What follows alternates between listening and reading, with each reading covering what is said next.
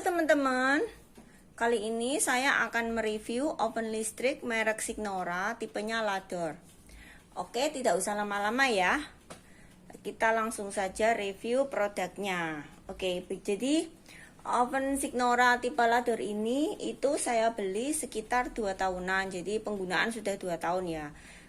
Kenapa kok saya beli oven Signora tipe Lador ini? Itu karena speknya itu sesuai dengan kebutuhan saya. Jadi kapasitas oven ini itu 45 liter, jadi lumayan besar. Nah, oven ini tuh bisa masuk loyang 40 kali 30 cm.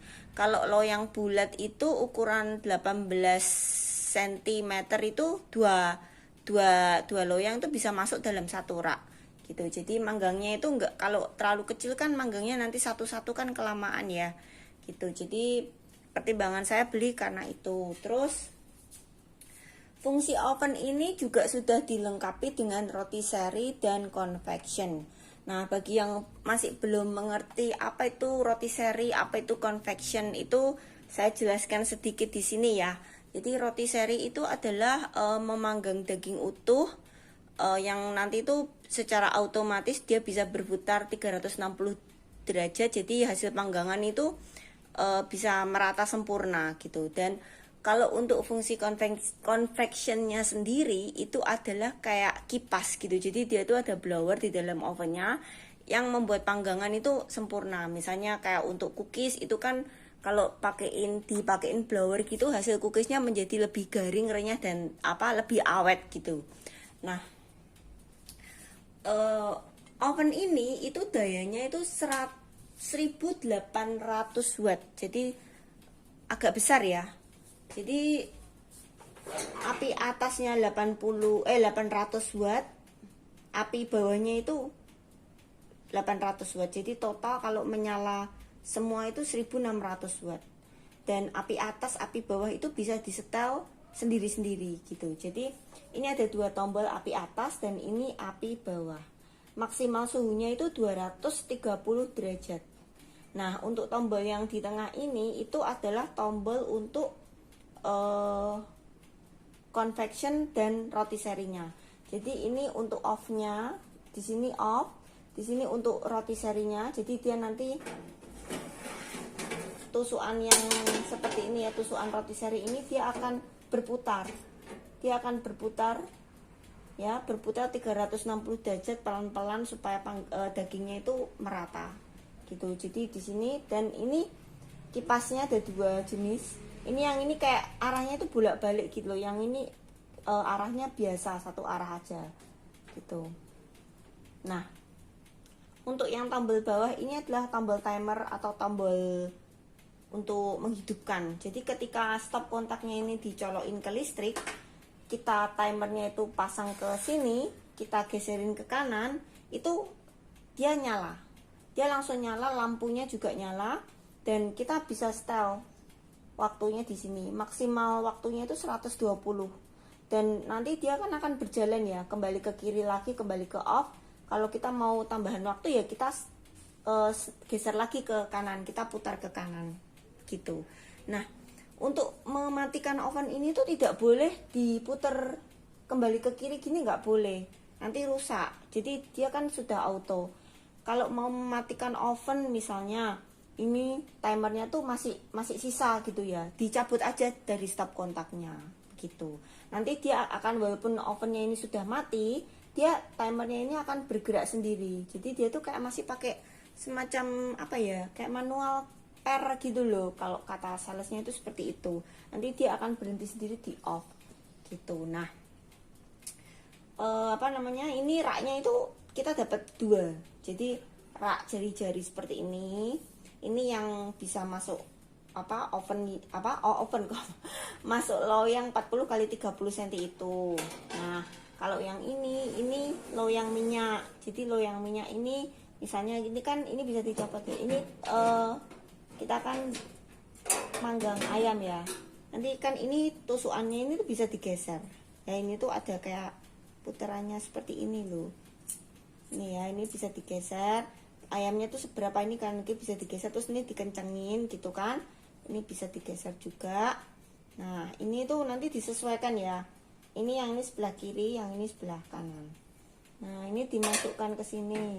Nah, kalau yang namanya manggang daging-daging gitu kan biasanya ada minyaknya yang menetes-netes. Lah, fungsinya dari loyang ini yang kayak ada baknya ini ya. Ini tuh untuk menampung tetesannya minyaknya itu. Terus kalau kita juga bikin cake yang pakai teknik au bain marie itu yang pakai air ya kan, itu juga bisa pakai loyang ini. Jadi ini bagus banget, jadi kita nggak perlu pakai apa loyang banyak-banyak gitu. Ini coba dikasih air terus dikasih serbet gitu, terus loyang isi adonannya itu ditaruh sini gitu. Jadi nggak usah khawatir bakal netes ke dalam ovennya, ke bodinya gitu.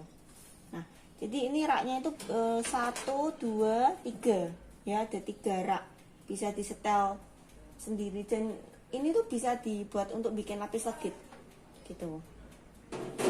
Nah, ini elemen api bawah, ini elemen api atasnya di sini ya. Nah, ini bagian kipasnya di sini sebelah kanan. Nah, ini bagian bawah ini juga masih ada kayak semacam pelapis ya, kayak rak tambahan, tapi bukan rak tambahan, kayak penutup gitu loh. Jadi ini tuh, ini kan bodinya ya. Jadi kalau misalnya kita tuh ada kayak remahan apa gitu, kadang kan kita kalau bikin kue itu kan jatuh-jatuh apa gitu ya. Ini tidak langsung kena body. Jadi ditatain pakai rak ini, dan ini bisa ditarik, bisa dibersihkan. Jadi bodinya oven yang utama tuh masih bersih gitu ya. Ini udah 2 tahunnya juga masih bersih ya. Gitu. Nah, seperti ini. Nah, kalau yang ini soal termometernya ini saya mau cerita sedikit nih soal oven ini. Jadi gini, waktu beli oven ini pertama kali itu biasanya kan saya manggang itu kan pakai apa? Pai susu gitu ya. Itu kan cuman 1 jaman ya, pai susu 1 jam. Nah, awalnya kan saya pakai otang ya. Otang itu kan 1 jam. Nah, saya tujuannya beli oven listrik ini kan suhunya yang pasti, waktunya yang pasti. Jadi kita nggak perlu kira-kira dari besar api atas bawahnya, besar api kompornya itu. Nah, cuman pada waktu saya coba bikin pai susu itu, kok 1 jam kok nggak matang-matang, kok flanya itu masih air gitu loh. Terus saya tuh bingung gitu, apa memang oven listrik seperti ini. Terus saya beli termometer, saya coba cek gitu, saya taruh di sini, saya set 180 api atas bawah gitu. Nah, kok suhunya tidak sesuai gitu. Jadi sudah api atas 180, api bawah 180, ternyata suhunya di sini cuma 100 atau 150, kayaknya 100-an waktu itu. Jadi rendah banget. Pantesan kok pai susu saya nggak mateng-mateng gitu loh. Terus saya bilang sama salesnya itu, terus dibenerin gitu. Jadi disetel lagi, teknisinya ke sini. Waktu itu entah ya, saya agak lupa sih, diganti oven baru atau gimana gitu. Pokoknya disetel gitu loh. Dan ini tombolnya suhu ini tuh dilem gitu loh. Soalnya kalau nggak dilem itu nanti dia akan kayak lepas, terus kembali ke apa ya, kayak kembali ke suhu yang nggak sesuai itu loh gitu. Jadi tapi sekarang udah beres. Jadi setelah dibenerin sama teknisnya itu sudah beres, sudah saya pakai sampai diuji coba pakai 2 termometer ya. Yang satu termometer saya ini, yang satunya termometer Mona itu bawaan salesnya itu. Ini di set 180, ini di set 180. Suhu yang di dalam oven ini itu sesuai gitu. Nah, ini kita juga dapat ini ya, untuk ngangkat apa ini, untuk ngangkat ini ya. Tapi jarang saya pakai karena ini kayak nggak stabil sih itu, daripada resiko tumplek jatuh. Jadi saya pakai sarung tangan oven biasanya. Yang ini untuk ngangkat apa, roti seri gitu, ini nggak pernah saya gunakan juga nih. Saya kurang paham nih. Ini kalau saya coba gini sih kayaknya oke juga nih. Nah, seperti ini. Saya kurang tahu ya fungsinya ini apa. Nanti kalian kalau misalnya beli sih bisa tanyakan langsung ke salesnya gitu. Nah, ini yang bagus lagi dari oven ini tuh, dia tuh kacanya ini tuh tebal dan dia itu 2 lapis. Saya bisa bilang tebal ini karena saya pernah bongkar. Jadi ini tuh bisa dibersihkan. Ini kan ada baut ya, ada baut 2, ini saya bersihkan. Karena kan untuk memanggang itu kan dia lama-lama keruh ya, kena butter, mentega gitu ya. Ini lempengan itu bisa dicabut, dibersihkan, saya lap, nanti hasilnya tuh bisa bening lagi. Ini kacanya tebal 2.